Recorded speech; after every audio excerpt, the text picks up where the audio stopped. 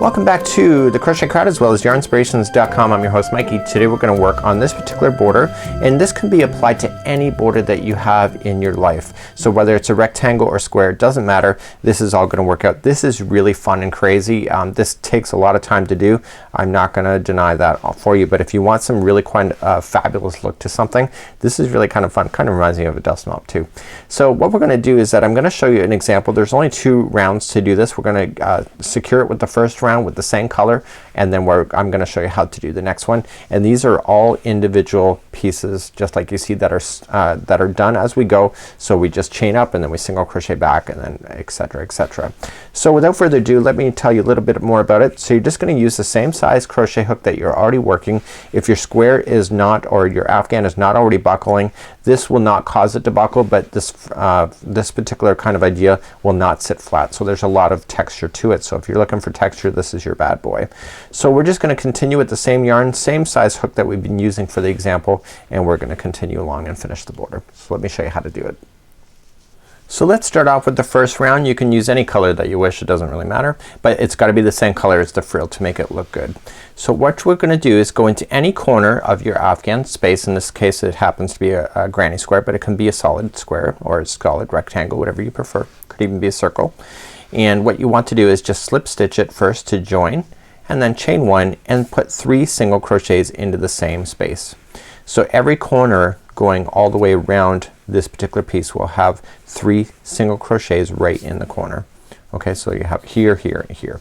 So what we're going to do is that we're just going to maintain the pattern as you see it. So you got 3 double crochets, you have a chain 1 and 3 double crochets, and it doesn't matter how big it goes, you can still do this thing.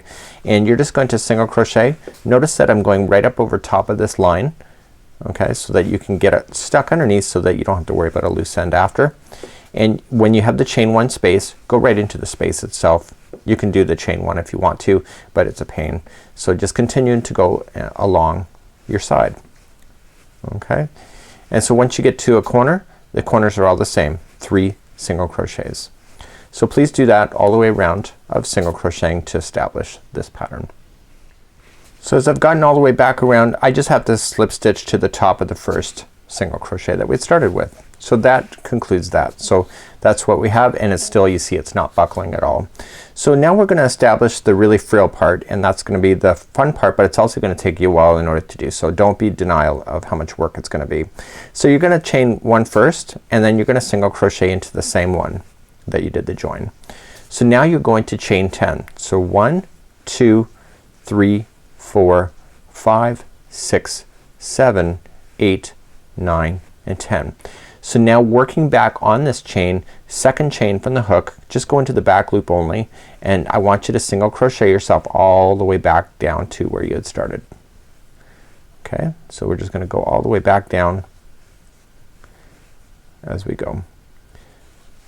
So once we get all the way back down, we're just gonna single crochet into the next stitch available to you, and then you're gonna do this chain 10 again. And you're gonna do that all the way around, and you're gonna see the frills are gonna start. They may start curling on you, but that's kind of the fun part of this one. It's being kind of crazy, right?